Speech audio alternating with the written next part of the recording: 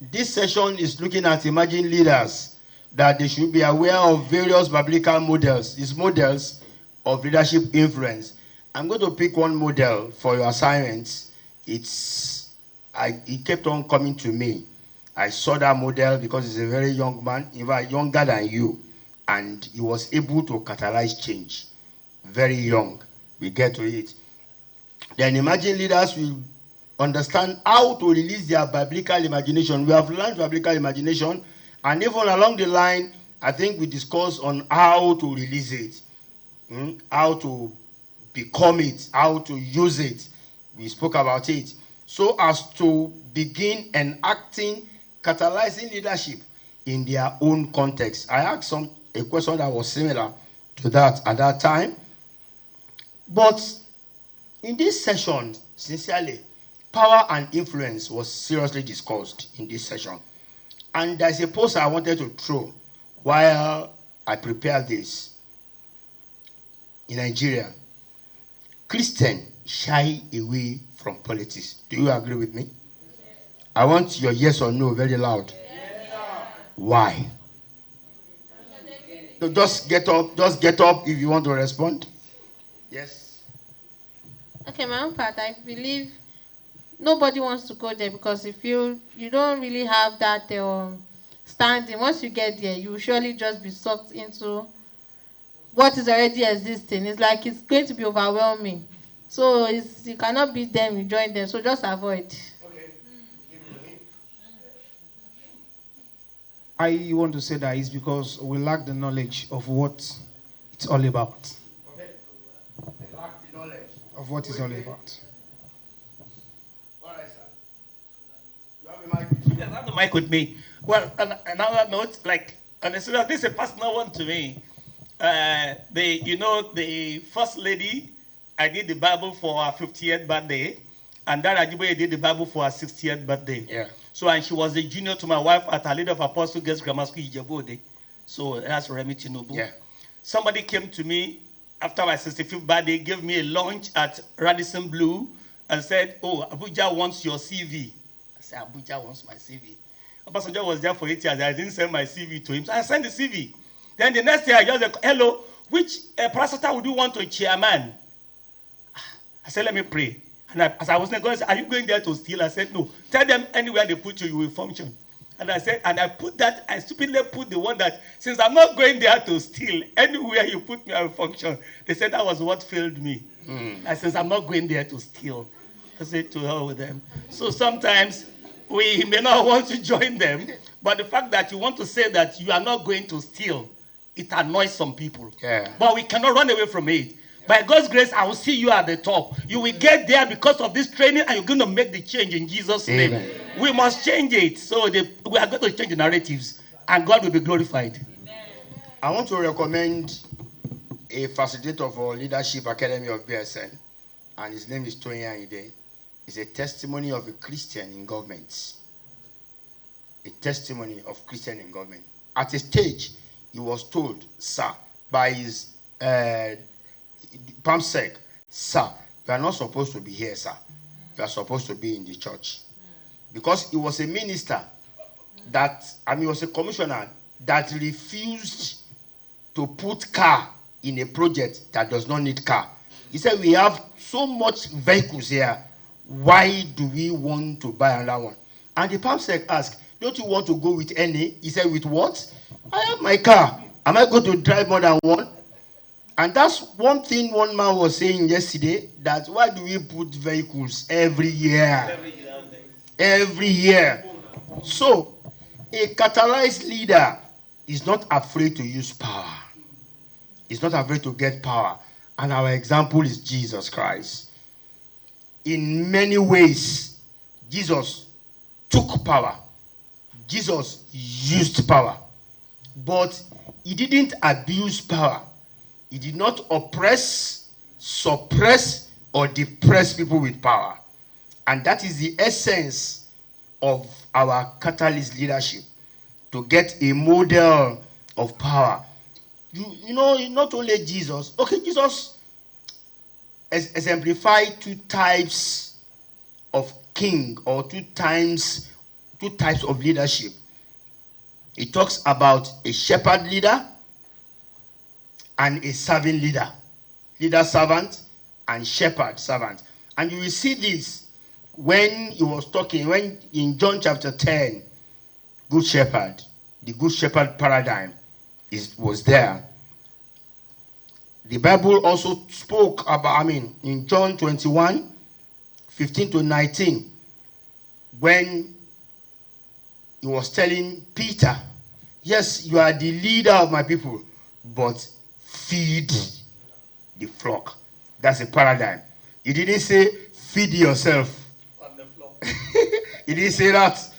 Feed the flock. That's a use of power.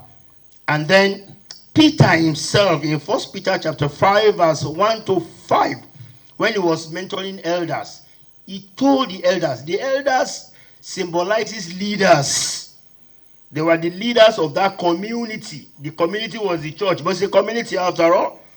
He told them that they should also feed the flock. The same way Jesus told him, call him severally. In fact, he angered Peter because he called him 3 times. Peter. The 3rd time, Peter got angered. What is it now? Why are you shouting my name now? He repeated it to him. So 3 times instruction. So Peter also. 3 times he denied Jesus too, sir. Amendment, yes. Feed my flock. So there is servant kingship. There is shepherd kingship. And that is the model of the catalyst leader. That is the model, that's the biblical role of leadership that this training is about. Wheresoever you are going to be, whatsoever you are going to do, 2 ways. You be servant kingship and you also be a shepherd kingship.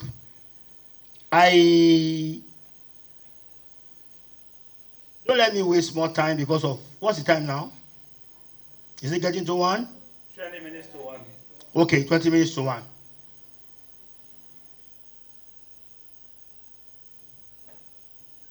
I have a case study here about Josiah.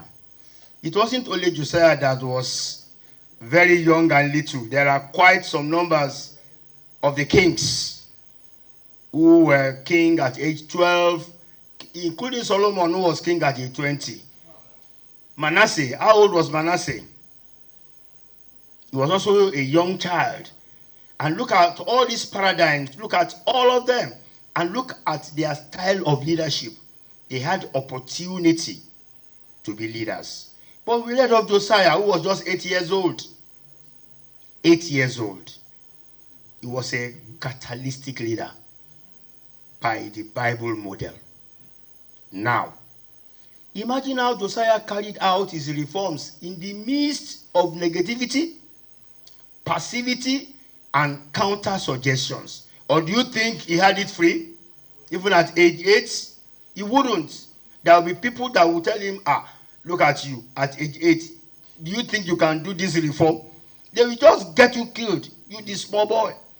There are negative suggestions to him. There were some people say, let him do it. And they say that is passivity, and a lot. So imagine the fear of Josiah. I discovered something. That one thing that we have to fight against in this catalyst leadership is fear. Fear. We have to fight against it. Now imagine that fear. Do you think it's easy for the president of Nigeria? It's not. It's not even easy for the father of the house. It's not even easy for CEO of the company. Dr. Fred just told us that in the midst of nobody agreeing with you, nobody supporting you as a leader, get your focus straight. So imagine Josiah, the fear of Josiah, the fear of the supporters around him. This reform, they will kill you. How he did what he did in the midst of negative influences from the older people. Many of you don't know what what's the name of that vice president? went through when he was in the government. It was only known by the church leaders who were very close to him. They kept some and they revealed little. It's also known to people who understand. They wanted to blow him down in helicopter. Yes, in Kogi State. In Kogi State. Yeah. Why did they want to do that? Do you notice that anytime Buhari traveled and is in charge, everything settles? I don't know whether you understand. Yes. Even Niger Delta, he went there to face them. That's biblical leadership that the man carried. They saw the biblical leadership in him. And that was why the church leaders there were shouting, "Pray for Yemi. Pray for Yemi." There was an experience that happened that somebody came to come and lead the prayer. That this prayer is not for anybody, but for Professor Yemi Oshibajo. We have to pray for him. We have to hold him up. Because that place he was lonely. So imagine the loneliness of Josiah.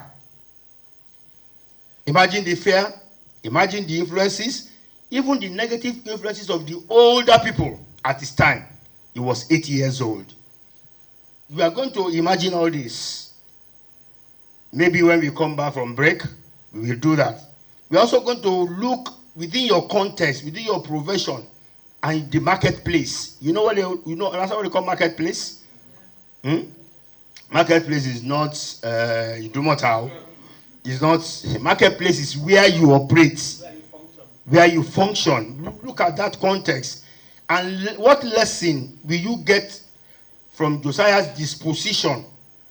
And how do you imagine God can use you the same way he used Josiah in your generation and at your times? So I want you to do this imagination yourself. You can snap this because this is what you are going to go to in the group session that you will have after the break.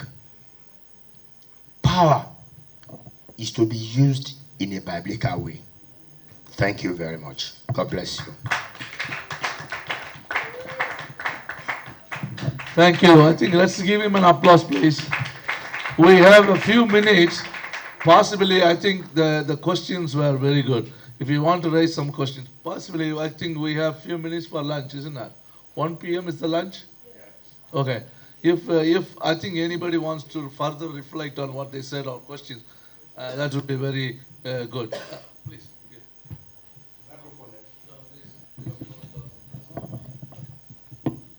Yeah, good day, everyone. I actually have a question from earlier when she asked that, what do you do when you have a vision and be answered by saying she should look for those that they have like minds together, so they work on the vision together. So I was wondering that someone that has a vision, there must be a passion that the person has to drive that vision. What if those that you are sharing your vision with, that you feel they have like minds with you, don't share that, they don't really get that passion that you have for that vision? How do you undo such? Like, they are not ready to move at the pace that you are moving, and you are trying to, though you understand that, okay, they share your vision, like they get what you are saying, they get what you want to do, but the drive behind what is driving you, they don't really get that in-depth of it. Like, how do you undo such?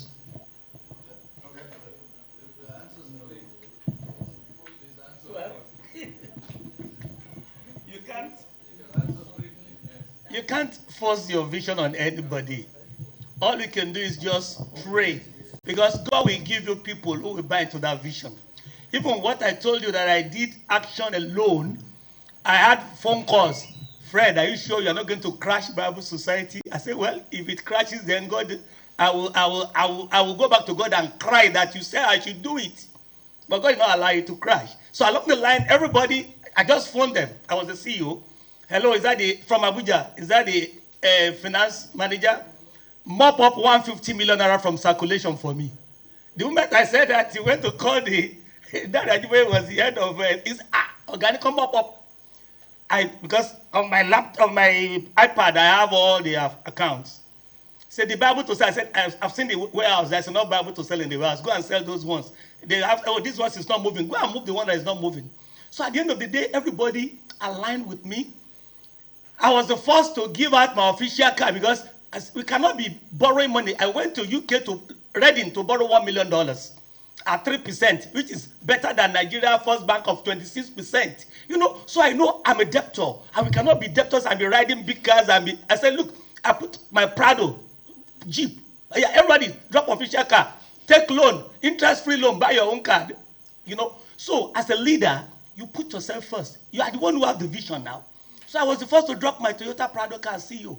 So, you know, pray along. People, they align with me, all the management. I thank God for them. They all align with me. We work together, and they were seeing that I was a leader by example. I was not enjoying something they could not enjoy. And at the end of the day, we finished payment. I bought 4 brand new Kia Sportage Jeep car. Everybody had car later. But when we were paying that debt, that was it. I was the one who saw the vision. I was the one who heard God's voice. So let them see that you are leading from the front. So don't think they are not buying my vision. They are not meant to buy your vision. You pray and let them align with you. And let them see that you are passionate about the vision yourself. And it's very important. People will not follow you until you show that you are really serious about what you're doing. So you can't force them. You can only influence them. So that's influence of a leader. God bless you. Don't give it up. It is well. What I want to tell you regarding your vision is very important. One, birds of the same feather flock together. Mind the type of people that surround you. Know the type of friends that you keep. Know the type of people you share your ideas with. Not killers, but people who will encourage you to achieve your dream. Then in your process of selection of people who are going to work with you is very important. In which case, you have the fear of God in you already. When the interview is going to take place, make sure you are part of the process. So that I will ask my staff to do the interview. I will not be there. But when they have shortlisted, those they have shortlisted, I have one-on-one chat with them. And immediately I hear those who are thinking the way I think. I already know them. Already I know them.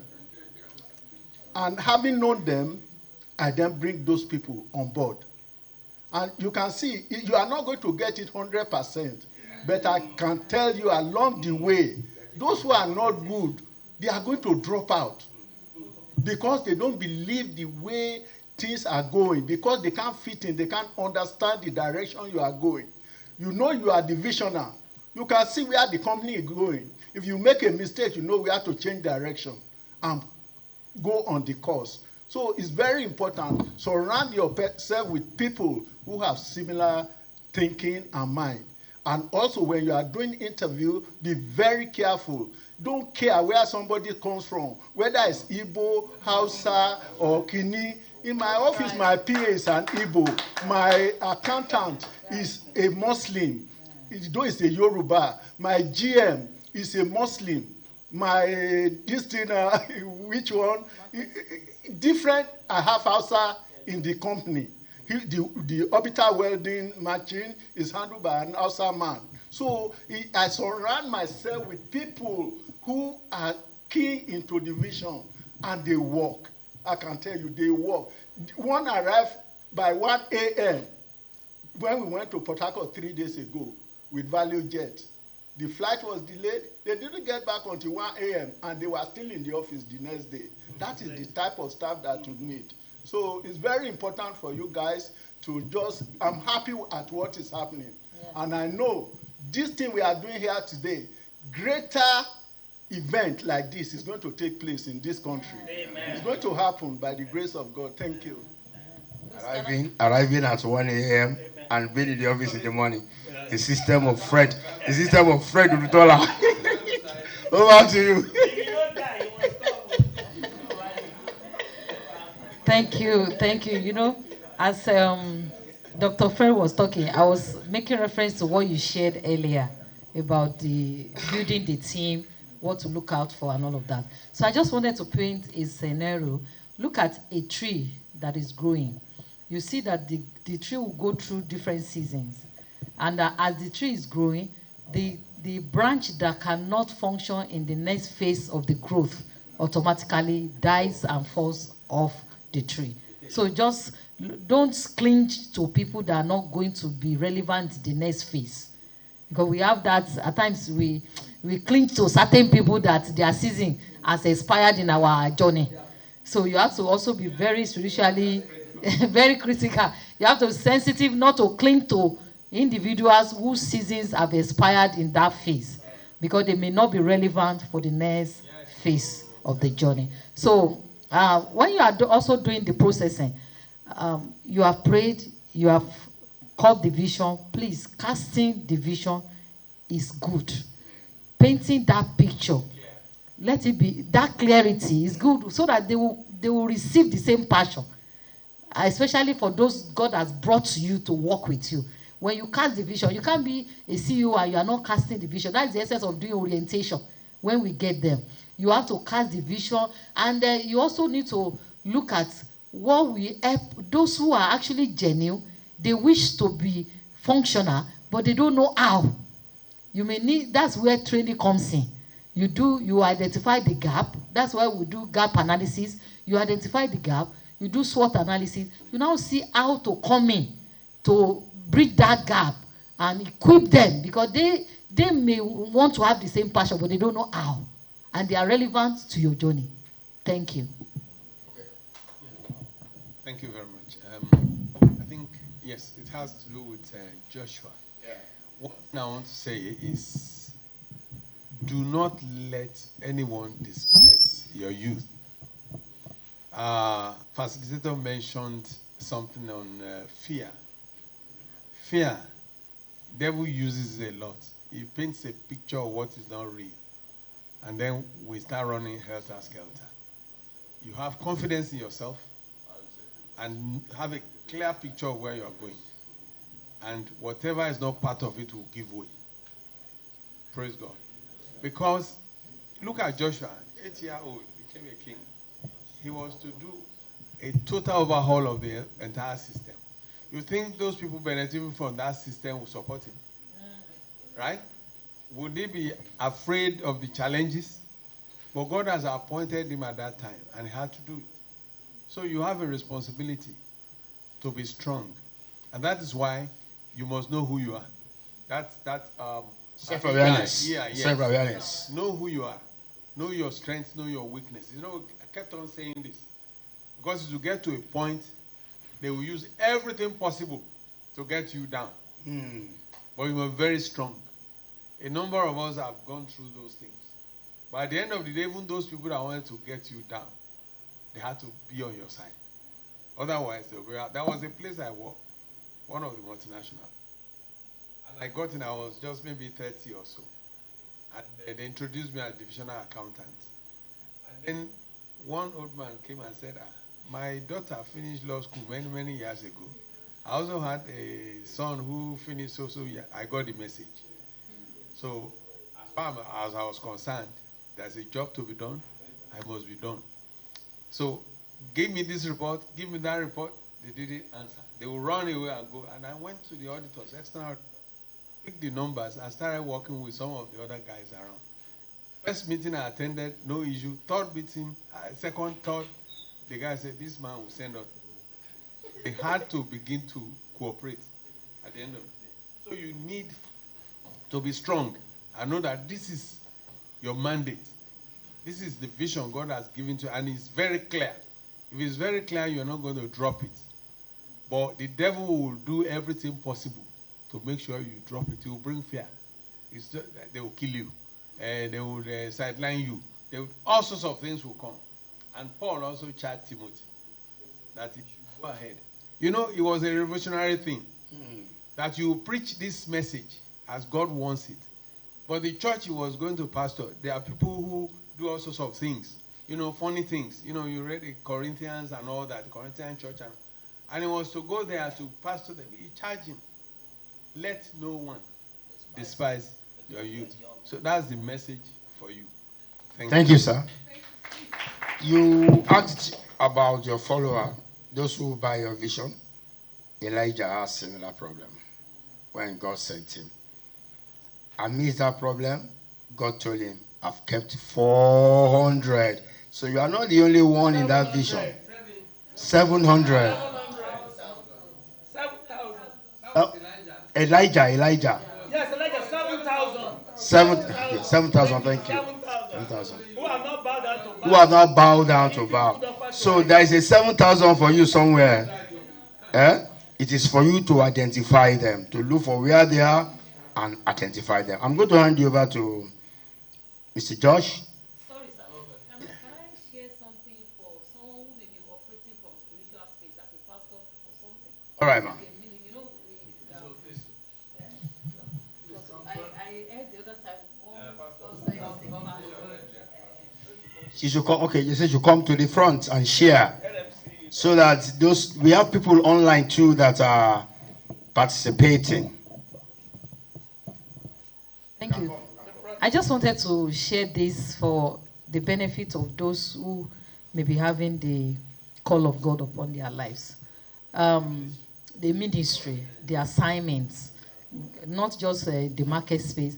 I am privileged to operate in the market space. I'm a chartered accountant. I'm also a pastor. I'm a married counselor. So I have. So you have executive calling.